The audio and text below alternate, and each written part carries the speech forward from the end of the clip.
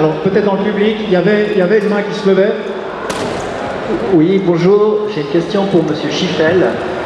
En fait, donc si on comprend... Monsieur, je m'excuse, peut-être vous pouvez vous annoncer qui vous représentez. Donc Thomas Geiser de la société de RAM. Une question qui s'adresse à Monsieur Schiffel. En fait, donc si j'ai bien compris, si on a bien compris, les résidences secondaires, les résidences principales actuelles ne pourront pas être, sauf quelques exceptions qui me paraissent un petit peu lointaines, revendues en résidences secondaires.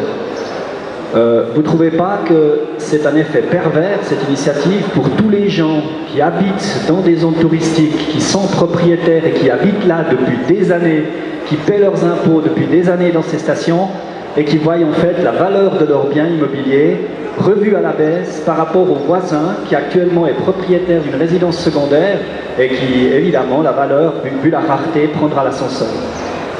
Alors, cette question, la question de la balance qu'il convient de faire entre le droit à la garantie de la propriété, qui est aussi garanti par la Constitution, et là, le fameux article 75B qui interdit le plus de 20% de résidences secondaires, on peut avoir cette discussion, mais c'est en tout cas pas, et c'est ce que nous contestons, au stade d'une ordonnance adoptée par l'exécutif sans aucune représentativité, qu'on peut trancher cette question qui est une controverse juridique que nous ne nions pas, mais qu'il appartient éventuellement aux tribunaux, mais cas échéant au Parlement de trancher. Et à ce stade-là, c'est véritablement vouloir annihiler l'initiative que de pousser les gens à faire ce processus-là, parce que c'est ce que prévoit le projet d'ordonnance. Alors pour le moment, le projet d'ordonnance, M. Kaiser, vous donne satisfaction s'il devait être adopté tel qu'il est proposé, mais à nous, pour les raisons que j'ai déjà indiquées, il ne donne pas du tout satisfaction. Très bien, merci M. Schiffel. Est-ce que d'autres personnes auraient des questions? Oui, tout au fond de la salle, merci. Oui, bonjour.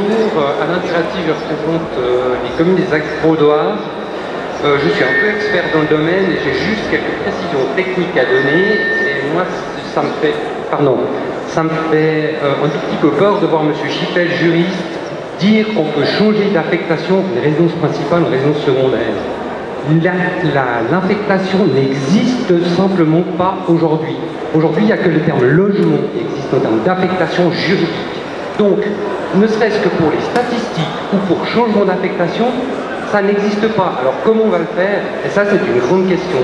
Donc simplement, le logement existant ne peut pas être touché, tous les logements, parce qu'aujourd'hui, il n'existe aucune définition et aucune affectation juridique de la résidence principale ou de la résidence secondaire. Donc simplement, c'est un cas qui est clair, et c'est pour ça que l'ordonnance dit aussi qu'on ne touche pas au logement existant. Voilà, c'était juste une précision.